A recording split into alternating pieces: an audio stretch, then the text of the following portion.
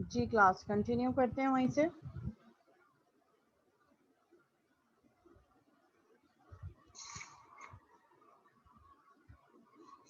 ठीक है, changing matching और software. Next type of software हमारे पास क्या है? System software and application software. System software जो हमारे पास यूटिलिटीज हैं डिफरेंट, या जो हमारे पास ओएस बेस्ड सॉफ्टवेयर होते हैं, या compiler linker sort of application, वो सिर्फ सॉफ्टवेयर के अंदर आती हैं। A collection of programs written to service other programs, जिसमें हम अदर प्रोग्राम्स को रन करवा सकें। Services, different services, like back end पे जो सर्विसेज चल रही होती हैं, और जब हमारे पास सिस्टम चलता है तो बैक एंड पे सर्विसेज चल रही हैं, and middleware services as well. ठीक है, कनेक्शन सर्विसेज प्रोवाइड कर रही हूँ कॉन्फ़िगरेशन वगैरह के लिए, तो वो सब सिस्टम सॉफ्टवेयर के अंदर आते हैं। एप्लीकेशन सॉफ्टवेयर हमारे पास क्या होगा? Application in this area process business और technical data in a way. Application software जो कोई भी एप्लीकेशन किसी भी स्पेसिफिक यूजर्स के लिए बन रही हो, जिसमें हमारे पास बिजनेस एप्लीकेशंस भी होती हैं, पॉइंट ऑफ सेल एप्लीकेशंस भी होती हैं, ट्रांजैक्शन प्रोसेस एप्लीकेशंस भी होती हैं। तो बेसिकली दो क्लासिफिकेशंस होती हैं हमारे पास सॉफ्टवेयर की, system software and application software. Operating system को हम कह रहे होते हैं कि it's a type of system software as well. और ऑपरेटिंग सिस्टम में जो हम यूटिलिटीज वगैरह चला रहे होते हैं, मिडिल वेयर एप्लीकेशंस होती हैं जो डिफरेंट सर्विसेज चला रहे होते हैं, that can be type of system software. और उन सिस्टम सॉफ्टवेयर के ऊपर जो एप्लीकेशन जो सॉफ्टवेयर रन हो रहे होते हैं उनको हम कह रहे होते हैं एप्लीकेशन सॉफ्टवेयर। तो सिस्टम सॉफ्टवेयर के एग्जांपल हो गया हमारा operating system, other Windows, Linux, Mac, whatever भी। एंड एप्लीकेशन सॉफ्टवेयर जो डिफरेंट एप्लीकेशन जो हम चला रहे हैं, लाइक एमएस ऑफिस की एप्लीकेशन हो गई, कैलकुलेटर की, पेंट की, एटसेट्रा एटसेट्रा। इंजीनियरिंग और साइंटिफिक प्रोडक्ट्स हमारे पास कौन सी होती हैं? Modern applications are moving away from conventional numerical algorithms, computer aided design, CAD designs, weather predictions. Engineering and scientific products जो हमारे पास नासा वगैरह में डिफरेंट इंजीनियरिंग साइंटिफिक प्रोडक्ट्स अब हमारे पास भी ऐसी यूज हो रही हैं जो वेदर फोरकास्टिंग वगैरह कर रही है। ठीक है, जो आज के 5 दिन बाद, एक हफ्ते बाद कैसे रहेगा, एक साइक्लोन आ रहा है, उसकी ये प्रोग्रेस है, यहाँ तक पहुंचा है, और फ्यूचर प्रोडिक्शन के 5 महीने 5 दिन बाद क्या होगा, एवरेज टेम्परेचर क्या होगा, ठीक है, बारिश के चांसेस हैं या नहीं है, ये सारी चीज़ें। तो ये सारी चीज़ें इंजीनियरिंग या साइंटिफिक हमारे पास जो है वो सॉफ्टवेयर के अंदर आती हैं। Web application, web based application, ठीक है, जो हम यूज़ कर रहे होते हैं, लर्निंग मैनेजमेंट सिस्टम्स, डिफरेंट हमारे पास कस्टमाइज जो हैं वो वेब बेस्ड एप्लीकेशन। ठीक है, एम्बेडेड सॉफ्टवेयर। एम्बेडेड सॉफ्टवेयर हमारे पास क्या होते हैं? एक सॉफ्टवेयर के साथ हमने एक और सॉफ्टवेयर जो है वो एम्बेड कर दिया।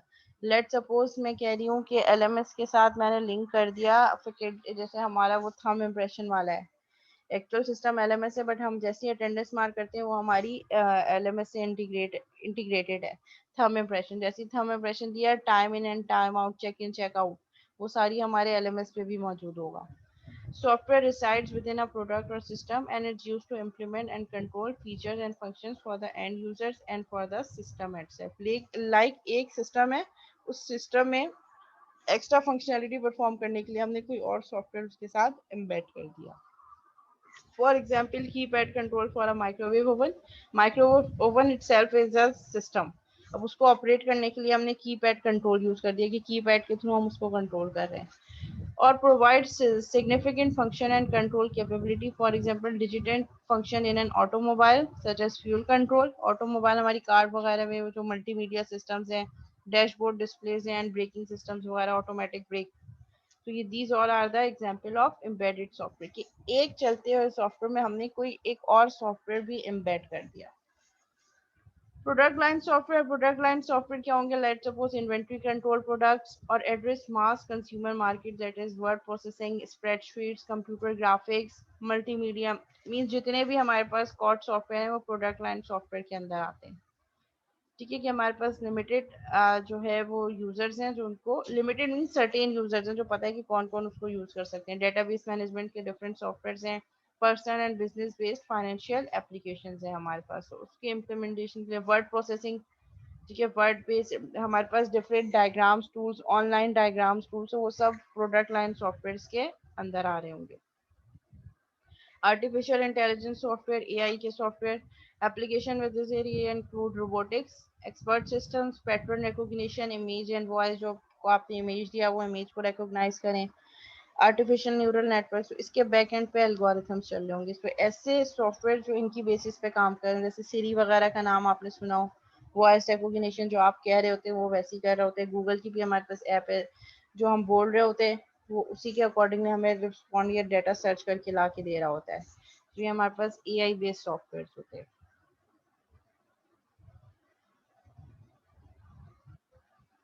अच्छा जी, लेगेसी सॉफ्टवेयर के क्या मतलब है? ऐसे सॉफ्टवेयर जो किसी भी ऑर्गेनाइजेशन में बहुत टाइम से चल रहे हो, ठीक है, उसमें कुछ चीजें एंट्री, मैनुअल एंट्री हो रही है, ठीक है, पुराने software. Legacy software were developed decades ago, सालों पहले डेवलप हुए थे, and have been continuously modified to meet changes in business requirements and computing platforms. और उन्हीं पुराने बने हुए सॉफ्टवेयर को हम मॉडिफाई कर रहे हैं। The proliferation of such systems is causing headache for large organizations who find them costly to maintain and risky to evolve. वो कह रहे हैं कि ऐसे सॉफ्टवेयर को जो है evolve करना, क्योंकि पुराने हैं, पुराने डिजाइन पे बने हैं, उसको evolve करना, modify करना difficult है। As time passes, legacy systems often evolve for one or more of the following reasons. But वो कह रहे हैं कि जैसे जैसे टाइम गुजरता जा रहा है, हम उन सॉफ्टवेयर को इवॉल्व क्यों करें, मतलब क्वेश्चन है दैट कि हम उन सॉफ्टवेयर को डायरेक्ट डिस्कार्ड क्यों नहीं कर देते, हम उनको डिस्कार्ड करके नई एप्लीकेशन स्क्रैच से बनाते हैं। तो उसके आंसर्स ये हैं कि the software must be adopted to meet the needs of new computing environments और टेक्नोलॉजी, क्योंकि हमारे पास अब computing technology environment each and everything बहुत रैपिडली चेंज हो रही है। सो हम अपने पुराने सॉफ्टवेयर को, क्योंकि अब हम स्क्रैच से बनाएंगे तो वो चीज़ जो ऑलरेडी बनी है उसका डाटा वहाँ स्टोर है, फिर हम डाटा को कन्वर्ट करना पड़ेगा, नए प्लेटफॉर्म पे नई एप्लीकेशन बनानी पड़ेगी, नया डिज़ाइन बनाना पड़ेगा। तो उससे बेटर ये है कि हम अपने पुराने सॉफ्टवेयर को ही मॉडिफाई करें so that it can meet the needs of new computing environments and technology. The software must be enhanced to implement new business requirements. जो new business requirements आ रही है उसके accordingly हम अपने existing software को enhance कर सकें। The software must be extended to make it interoperable with each more modern systems और databases. हम अपने सॉफ्टवेयर को इस तरीके से evolve कर सकें so that वो हमारे पास नए modern systems और नई जो databases है उनके साथ भी integrate होके work कर सके, because we cannot directly discard these legacy softwares. The software must be re-architected to make it viable within a network environment. हाँ, हम उस सॉफ्टवेयर को री-आर्किटेक्ट कर सकते हैं, मीन्स उसका डिजाइन दोबारा से री-मॉडिफाई कर सकते हैं, बट हम उसको टोटली डिस्कार्ड नहीं कर सकते। ठीक है, उसी को इस तरीके से इवॉल्व करेंगे जो हमारी न्यू अपकमिंग नीड्स हैं, रिक्वायरमेंट्स हैं, वो उसको जो है वो फुलफिल कर सके, उसके साथ इंटीग्रेट होके पैरेलल में रन कर सके। जब हम वेब एप्स की बात कर रहे हैं, वेब एप्लीकेशन, तो वेब एप्लीकेशन की हमारे पास कैरेक्टरिस्टिक्स क्या है? नेटवर्क इंटेंसिवनेस, मीन्स अगर नेटवर्क चेंज होता है, इंटरनेट कनेक्शन चेंज होता है, it should not be effective, उस पर उसको कोई इफेक्ट नहीं पड़े, किसी भी नेटवर्क पे इजीली वर्क कर सके। कंकरेंसी हो, concurrency means changes with in a time show होना चाहिए। लेट सपोज कि अगर मेरे पास कोई पॉइंट ऑफ सेल एप्लीकेशन है या मैं कोई ऑनलाइन परचेज कर रही हूँ, अब मेरे पास जो है उस प्रोडक्ट की जो अवेलेबल क्वांटिटी है वो 15 है, लेट से मैंने 5 अपने कार्ड में ऐड कर दी उसकी, तो वो विद इन टाइम जैसे ही मैंने अपने कार्ट में ऐड किए, उसी टाइम विद इन टाइम ही वो क्या करे, वो फॉरन पोर्टल पे उसको 10 कर दे, सो दैट जो बाकी लाइव यूजर्स हैं, जो करंट यूजर्स हैं, उसको वो अपडेटेड इन्फॉर्मेशन शो कर सके।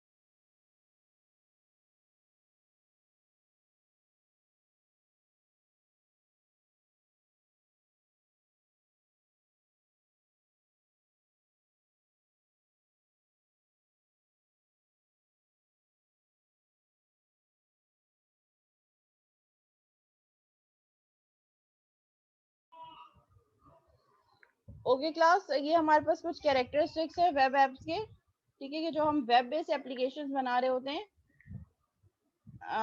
उस वेब बेस्ड ऐप में जो है हम इसकी क्या क्या जो है वो कैरेक्टरिस्टिक्स होने चाहिए। It should be network intensiveness. Network intensiveness means किसी भी नेटवर्क पे किसी भी प्लेटफॉर्म पे इजीली वर्क करे, रन हो सके।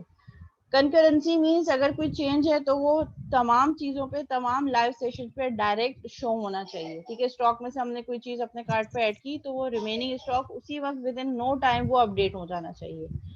Unpredictable load. Unpredictable load means कि अगर कोई ऐसी सर्टेन क्राइटेरिया, जैसे पेंडेमिक की सिचुएशन में हुआ था कि लास्ट के 10 डेज में लॉकडाउन लगेगा या मार्केट वगैरह सब बंद हो जाएंगी, ठीक है, तो जिन लोगों ने शॉपिंग नहीं की होगी तो वो फिर दराज वगैरह या इस तरीके के जो ऑनलाइन जो स्टोर्स हैं वहां से उन्होंने परचेज की। तो आपकी वेब बेस्ड एप्लीकेशन इस तरीके से आपने डिजाइन की हो कि अगर उस पर एकदम से अनप्रेडिक्टेबल लोड आ जाता है तो वो उस अनप्रेडिक्टेबल लोड को भी मैनेज कर सके, हैंडल कर सके। जैसे हमारे पास इंटर और मैट्रिक बोर्ड वगैरह की जो साइट्स हैं, जब रिजल्ट आना होता है तो वो साइट्स हमेशा जो है वो क्या हो जाती है, डेड हो जाती है, क्योंकि उस पर एकदम से इतना लोड पड़ता है वो उस लोड को हैंडल नहीं कर पाती, ठीक है। सो अगर अनप्रिडिक्टेबल लोड, जैसे आपका जो है वो पेपर सबमिट करवाना होता है तो सब लोग उस टाइम पे, जो लास्ट टाइम होता है उस पर कोशिश कर रहे होते हैं कि हमारा पेपर सबमिट हो जाए, तो उस टाइम पे एलएमएस भी थोड़ा सा स्लो हो जाता है, क्योंकि उस पर इतना डाटा पड़ा है, रिकॉर्डेड लेक्चर्स भी पूरे पड़े हैं, कंटेंट भी पड़े हैं और सब लोग एक साथ उसको कंकरेंटली एक साथ यूज कर रहे हैं।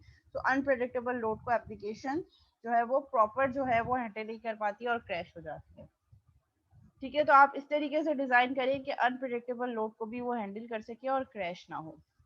Performance. Performance is the main important matrix for web based application, कि उसकी परफॉर्मेंस कैसी है। अगर आज उस पर 10 यूजर यूज कर रहे हैं, 2 महीने बाद अगर वो यूजर 100 हो जाते हैं तो उसकी परफॉर्मेंस पे कोई इफेक्ट नहीं होना चाहिए, ठीक है। 1 साल बाद अगर 1000, 2000, 5000 हो रहे हैं तो उसकी overall performance should be same. Performance with the passage of time with huge number of users increase जब हो रहे हैं तो उस पर परफॉर्मेंस इफेक्ट नहीं होनी चाहिए। अगर हो रही है तो फिर आपको मेंटेन करना पड़ेगा, देखना पड़ेगा कि क्या रीजन है और आप उस चीज को कैसे ओवरकम कर सकते हैं। अवेलेबिलिटी। अवेलेबिलिटी मीन्स 24/7 अवेलेबल हो, ऐसा ना हो कि डाउन हो।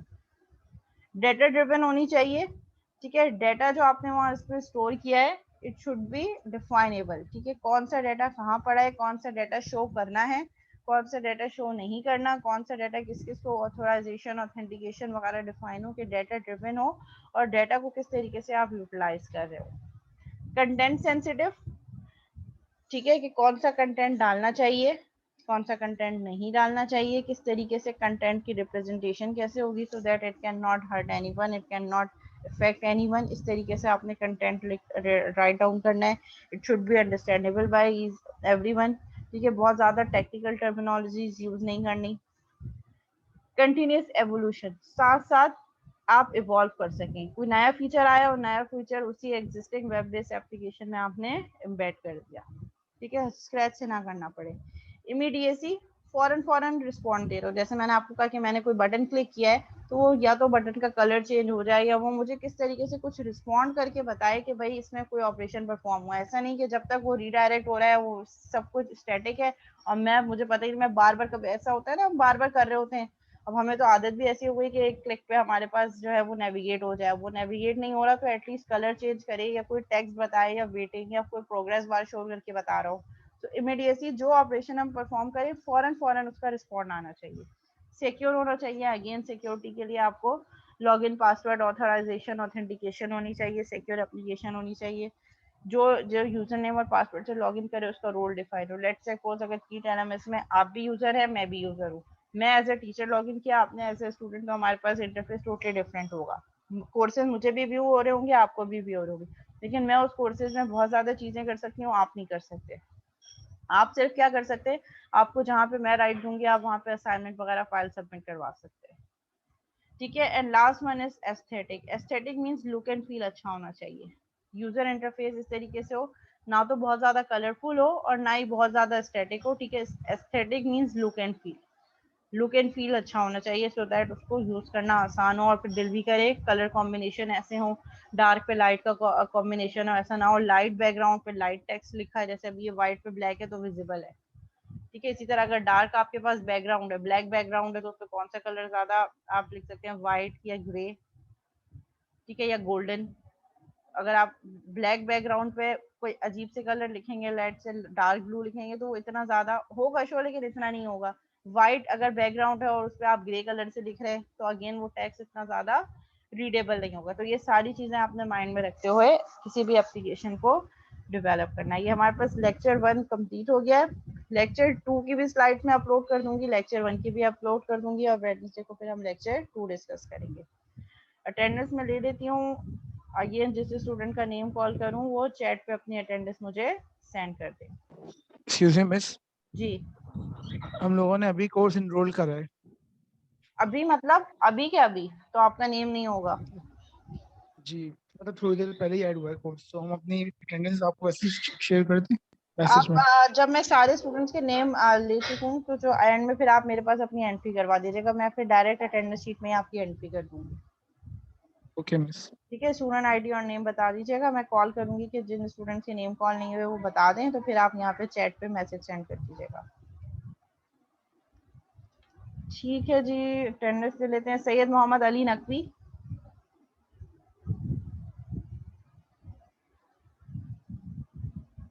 सैयद मोहम्मद अली नकवी एब्सेंट। फवाद महमूद सिद्दीकी, फैजान कुरैशी, फैजान कुरैशी, मोहम्मद हसन, शाहजेब अजहर, अब्दुल हादी, ताहिर हुसैन, सैफुल्ला अब्दुल सत्तार, मोहम्मद साद, मोहम्मद साद, हाफिज एहसन फारूकी। शाहजेब आप फर्स्ट सेशन में नहीं थे, सेकंड सेशन की अटेंडेंस जाएगी आपकी, ठीक है। मोहम्मद साद फर्स्ट सेशन में थे, सेकंड में एब्सेंट है। हाफिज एहसन फारूकी प्रेजेंट हैं, ओके। फसी अमजद, मोहम्मद फहद, सबीन जफर, तलहा खान, पलबशा रमजान, हारिस रहमान, मुबशिर अहमद खान, हसनैन साबिर, मलिहा खान, मलिहा खान, सैयद जाकिर अब्बास, नीहा आसिफ, अतिया शहबाज, मोहम्मद हमजा, आगा लारोश खान, उबैद खान, गुलाम मुर्तज़ा,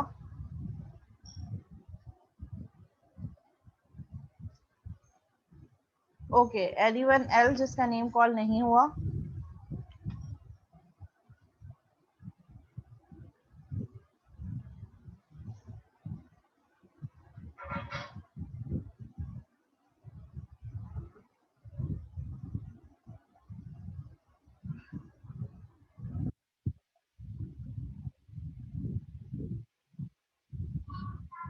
मिस, मैंने आपको अटेंडेंस शेयर कर दी है। ठीक है, स्टूडेंट मिस आईडी है मैंने भी आपकी आपको 9735। यस मिस मैंने करी है। और ठीक है, 63558 सैयद मोहम्मद रजा। अच्छा एक मिनट रुक जाओ। 9735 SM गाजी, ठीक है। नेक्स्ट है 63558, 63558